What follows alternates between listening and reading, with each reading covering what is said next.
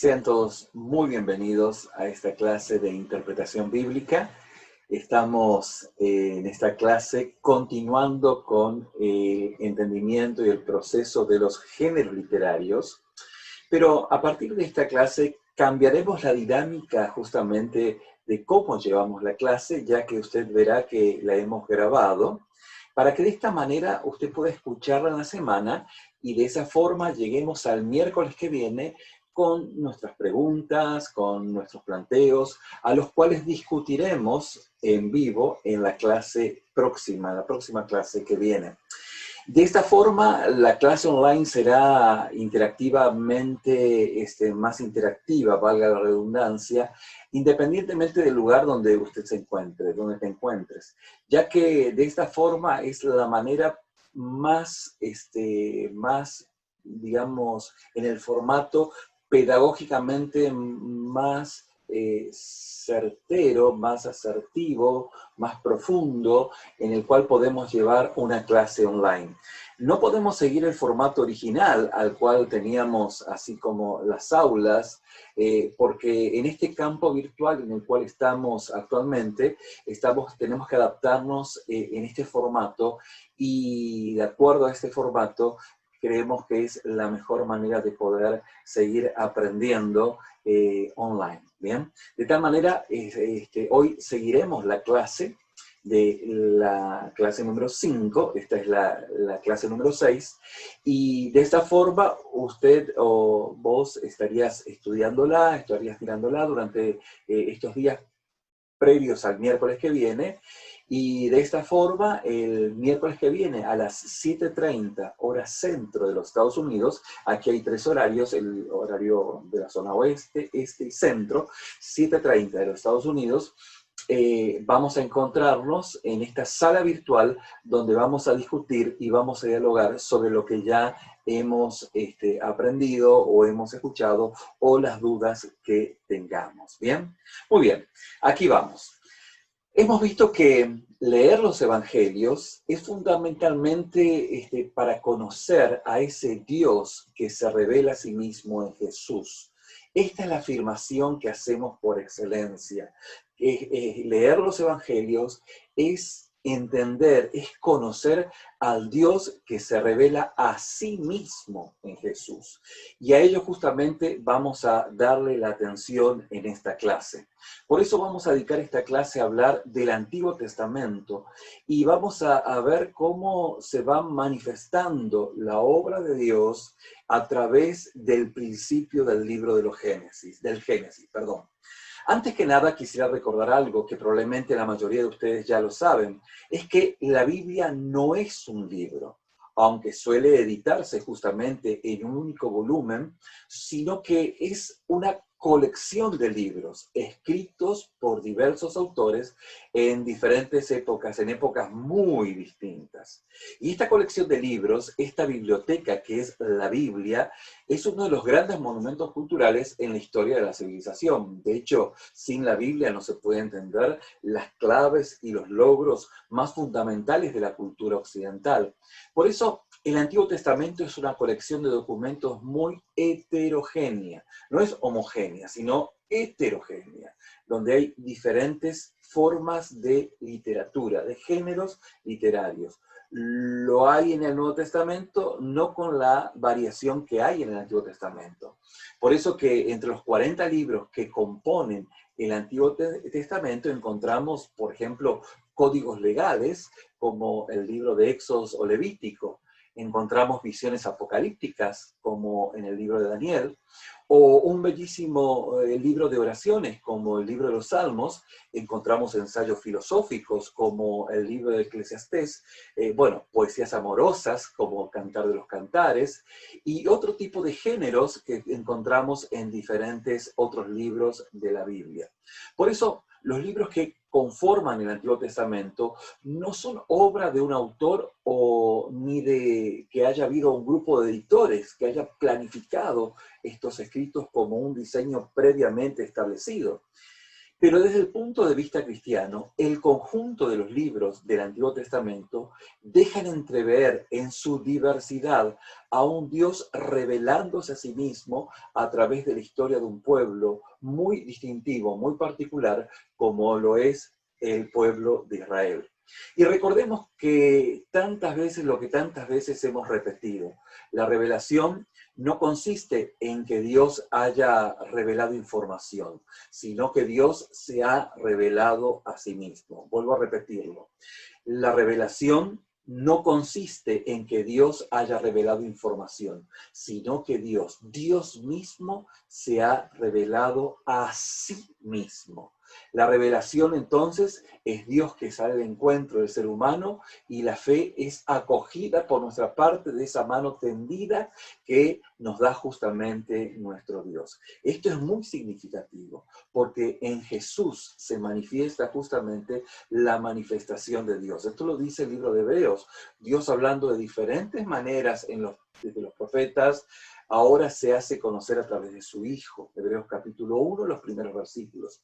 Por eso vayamos al primero de los libros del Antiguo Testamento. El libro es el Génesis y comienza con Elohim Barat Bereshit. El contenido de los primeros 11 capítulos de este libro son literatura sapiencial. Usted dice, ¿la literatura qué? Es una literatura sapiencial. Es una literatura que refiere a responder las grandes verdades que la humanidad se plantea. Y bueno, tengo que decirlo, dentro de este ámbito estrictamente académico, muchos teólogos han ubicado estos primeros 11 capítulos dentro del ámbito de la palabra mito. Pero mucho cuidado con esta palabra, porque utilizamos aquí el término mito en el sentido que lo usan los estudiosos de las culturas tradicionales. Y esto es justamente el lenguaje que estamos manejando, que estamos teniendo dentro de un ámbito estrictamente académico, teológico. No es la palabra mito justamente la que se usa en el sentido del común de la gente, de las revistas, donde dice, por ejemplo, 10 mitos de la dieta milagrosa, justamente porque cuando se habla en el mundo o se habla en otro contexto que no sea en contexto académico, el mito es sinónimo de mentira. Sin embargo, la palabra mito, en el sentido que la estamos utilizando, no es una mentira, sino todo lo contrario. Mito es un relato fantástico con el que las culturas tradicionales han respondido a las grandes preguntas de la existencia. La pregunta es cómo se puso en marcha el mundo, por qué existe el mal, por qué hay culturas y lenguas tan diversas. Aunque, vuelvo a repetir, es una línea teológica. En la clase del miércoles próximo vamos a discutir este tema. Pero tengo que ser fiel a la enseñanza y tengo que explicar el concepto de mito dentro de este contexto. Por eso los 11 capítulos del Génesis contienen aquellos mensajes sapienciales, ese género sapiencial, ese género que revela las grandes verdades, como el relato de la creación, la caída de Adán y Eva o la Torre de Babel, que responden a la forma narrativa de esas preguntas fundamentales: cómo nació el mal, cómo nació el pecado. Y justamente estas narraciones no son relatos históricos en el contexto de lo que significa la historicidad según una línea de pensamiento. Particularmente, yo creo que Dios es un Dios soberano que puede, obviamente, aunque esto parece fantástico, pudiese haber sido tal como lo dice la Biblia. En mi posición teológica, yo soy más ortodoxo y considero que si bien este género reviste un ámbito del contexto del mito, entiendo que Dios pueda haber hecho hablar a una serpiente. Entiendo de que Dios pudo haber hecho cada una de las cosas que nos refiere en los primeros 11 capítulos del libro de Génesis. Obviamente que esto queda a diálogo y reflexión, ¿bien? Y esto es justamente lo que vamos a hacer el miércoles que viene. Pero bueno, dentro del contexto de lo cual muchos teólogos afirman que está dentro de estas grandes verdades narradas desde este género, ellos dicen, bueno, no habría sentido tratar de hallar los restos arqueológicos del Jardín del Edén, o del Arca de Noé, o la Torre de Babel, ya que esos lugares o objetos solo han existido en esa imaginación de respuestas a las grandes verdades. No significa que no sean verdad, significa que a través de este género literario se quiere responder a estas grandes verdades. En lo particular, en lo personal, yo no estoy tan de acuerdo con esta posición. Considero de que Dios nos ha hablado, aún en un género muy particular, sobre situaciones que Dios pudo haberlo hecho de una forma muy, muy específica, ¿correcto? Pero lo interesante, como les decía en las clases pasadas, no se trata de un señor y una señora que se comieron un fruto. Alguno dijo una manzana, decía un fruto. Pero si me quedo en esa respuesta del principio de Adán y Eva, estoy no entendiendo el mensaje. El mensaje es de un señor y una señora que desobedecieron la voluntad de Dios. Ese es el mensaje que la palabra de Dios nos está hablando. Pero bueno, continuamos. Entonces, justamente la forma de transmitir verdades de estas narraciones, dentro de los primeros 11 capítulos, no es la misma que la que comienza luego con el capítulo 12, que ya comienza con una historia, la historia. Y es allí donde el género cambia. Hay un cambio, digamos, sustancial del género literario a partir del capítulo 12 del libro de Génesis. Y en el capítulo 12 de Génesis hay un cambio justamente que empieza a relatarse o manifestarse en un relato de una historia, un género histórico. Lo que se mide en tiempo, ese tiempo es en años, meses y días, y justamente empieza un relato, por decirlo así, en un género histórico. El género histórico tiene un relato en tiempo real. No que lo anterior no lo haya sido, sino que lo expresa o expone grandes verdades en otro género literario.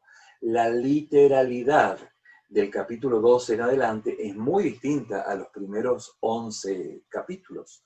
De hecho, como empezábamos la clase, el primer versículo de Génesis capítulo 1 dice, Elohim barat bereshit.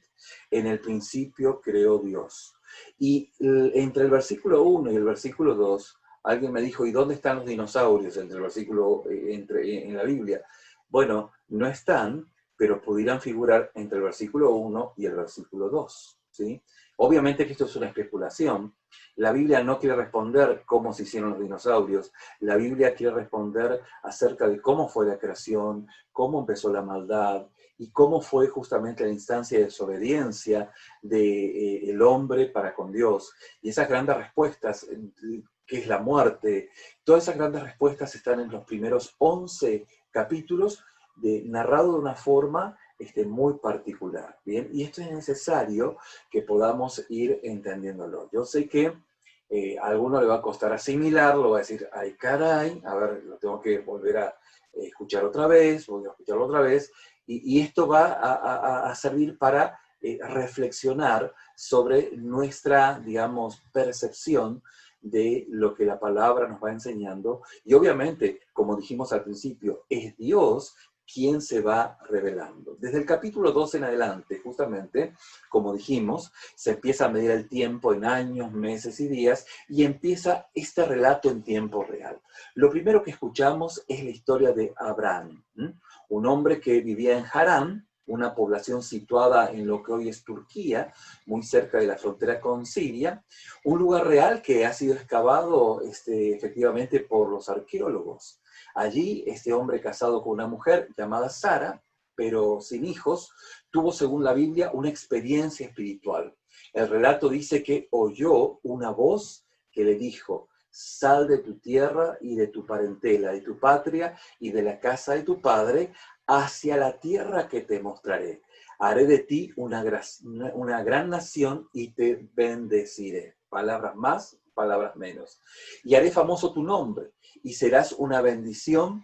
Y Abraham le hizo caso a esa voz y se convirtió en un nómade.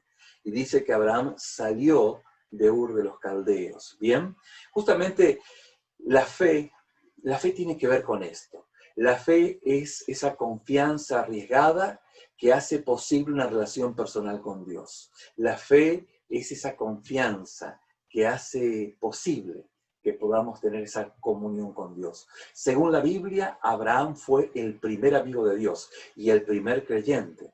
Pero Abraham apenas sabía nada acerca de Dios. Es algo bien significativo. Quiero llevarlos a través de esta clase a reflexionar en torno a esto. De hecho, no sabía ni siquiera que esa voz que le hablaba era Dios, así que con justamente un Dios con mayúscula.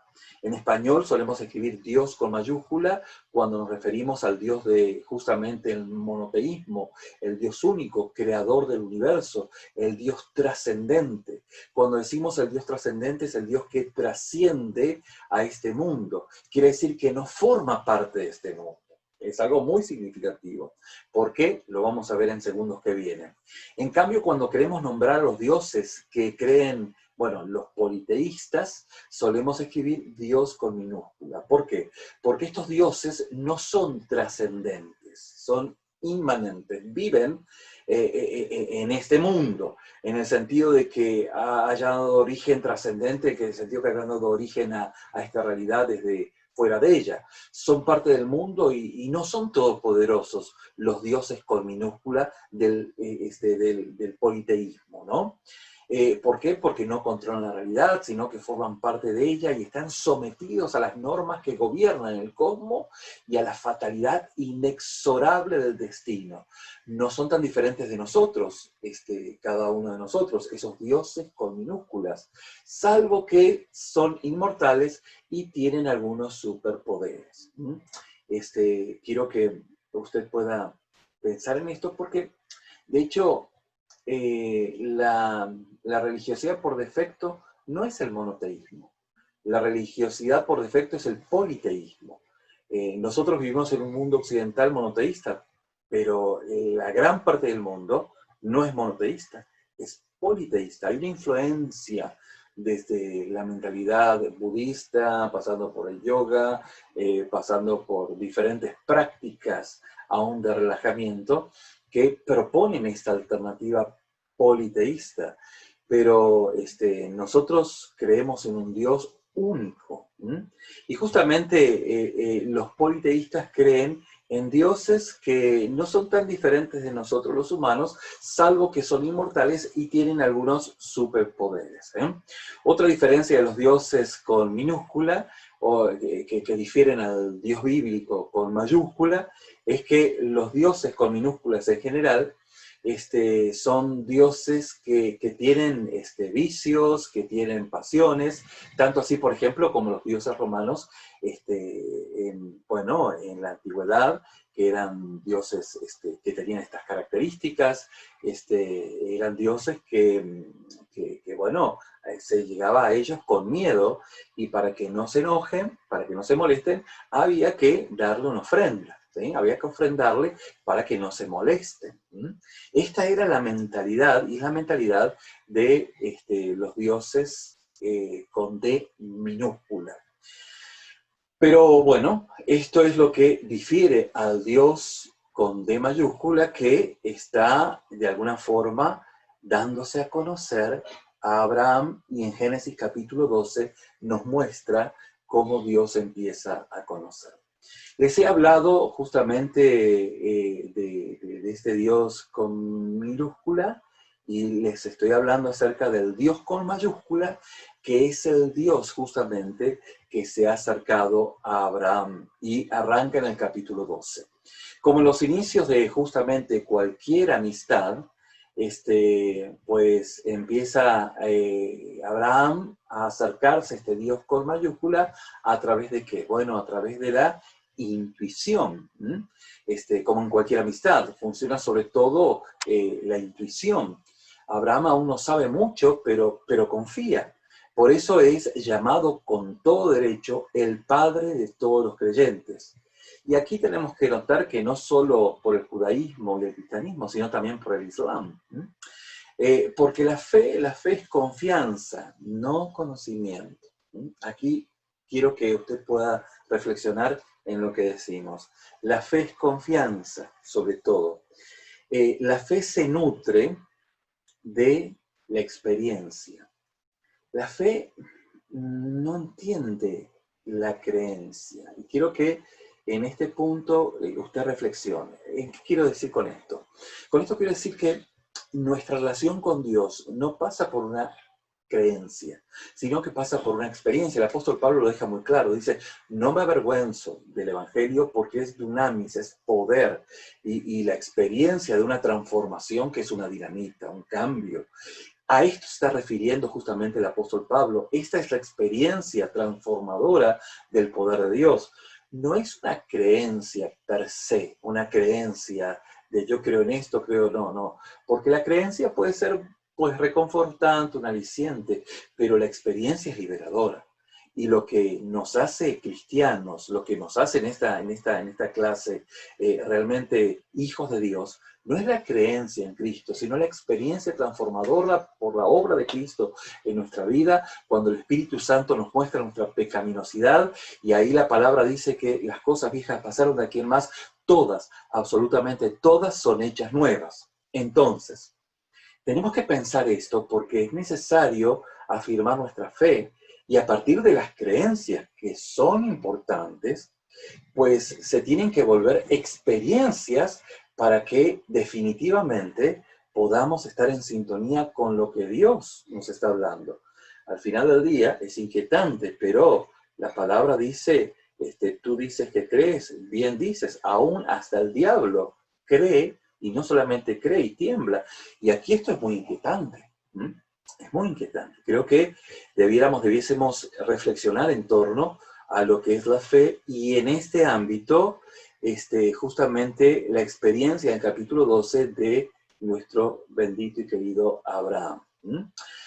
Muy bien, vamos a continuar. Durante la crisis del exilio babilónico, esto es en el siglo VI, 6 antes de Cristo, los judíos llegan a la convicción de que ese Dios, el Dios Yahweh, que Abraham creyó, porque Abraham creyó en un Dios, y luego no sabía que era el Dios con mayúscula, pero hasta ese momento, justamente el pueblo de Israel entendió que el único Dios creador de los cielos y la tierra era el Dios que contactó a Abraham, Yahweh.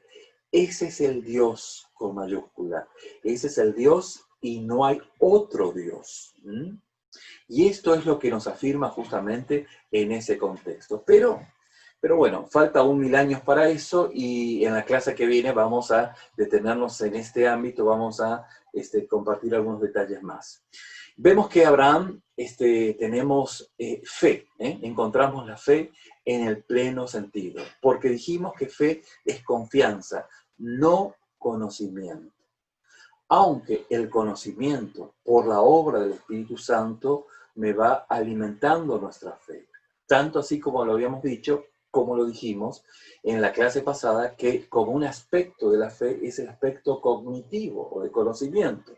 Pero solo el aspecto cognitivo no es fe. La fe es la relación de amistad con Dios. Aún más importante que el saber, como decíamos, es la relación de confianza y de amistad entre un hombre concreto que se llama Abraham y de este ser misterioso que ha empezado a revelarse a sí mismo, que es Dios. Y justamente es el valor del Antiguo Testamento. Es el testigo privilegiado de esta relación personal entre Dios y un grupo concreto de hombres y mujeres. Mis queridos hermanos, esto no es un depósito de ideas, bajo ninguna circunstancia. De hecho, algunas de las ideas más importantes de la revelación tardaron mucho tiempo en llegar. El caso más llamativo, según mi criterio, es la creencia de la existencia de la vida más allá de la muerte, algo que vamos a ver más adelante. Usted dice, ¿cómo así, pastor, en buen colombiano? ¿Cómo así? Bueno, es que hubo todo un proceso. De hecho, un elemento fundamental de la dimensión del conocimiento de nuestra fe es algo que vamos viendo ese proceso evolutivo. Hay una revelación progresiva de Génesis hasta Apocalipsis, mejor dicho, de Génesis hasta la obra de Cristo, ¿sí? hasta el advenimiento de Jesús, donde se va revelando Dios a nuestras vidas. Ahora, es muy significativo esto porque obviamente hay ese proceso que vamos viendo a partir de Génesis hasta Malaquías. Justamente encontramos que la dimensión de nuestra fe y nuestra creencia solo surge a partir de la obra de Cristo en nuestra vida. Y, digamos, la evolución del Antiguo Testamento en comprensión y en exactitud de la conexión entre el pensamiento del Antiguo Testamento con el Nuevo Testamento no lleva más de 200 años antes de Cristo en todo lo que nosotros hoy entendemos de que el Antiguo Testamento ve a lo que el Nuevo Testamento conecta. Vamos a ir viéndolo en la clase que viene. Seguramente usted en la clase que viene me va a preguntar esto y seguramente lo vamos a exponer de una forma más profunda a partir de la clase que viene. Justamente lo que hace que en el Antiguo Testamento podamos encontrar muchas cosas que se van revelando, por así decirlo, en el Nuevo Testamento. Desde el punto de vista de las ideas, muchas cosas del Antiguo Testamento han sido superadas por el Nuevo Testamento o por propia evolución de la historia. Por ejemplo, la imagen de Dios, vengadora y violenta, que encontramos en el Antiguo Testamento, antiguos pasajes del Antiguo Testamento, y que gracias a Jesús sabemos que no es así. Sabemos ciertamente que no es así. Otros pasajes como en el Nuevo Testamento nos muestran el orden del patriarcado como algo no avalado por el Señor Jesús. Y aunque obviamente la esclavitud fue superada en el siglo XIX, no era una premisa que estaba, digamos, apañada por el pensamiento bíblico bajo ninguna circunstancia.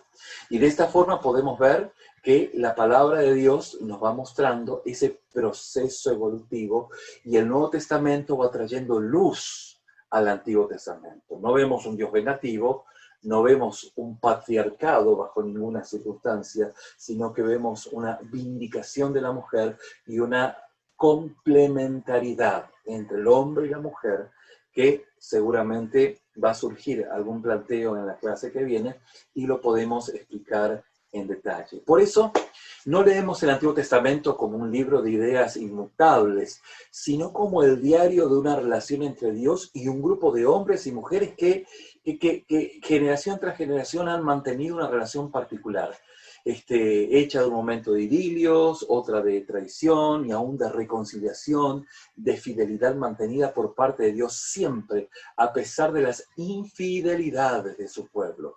Y por supuesto que hay un momento magnífico donde los textos clásicos que hoy, después de milenios, nos siguen impresionando. Por ejemplo, cuando leemos las protestas de Amós contra la injusticia de la sociedad de su tiempo, 700 años antes de Cristo, decimos, órale, esas palabras parece ser que fueron pronunciadas ayer. O algunos salmos en los que el orante encara a Dios con una libertad y una confianza que sigue actualmente sirviéndonos de modelo y lo expresamos en nuestra alabanza y adoración.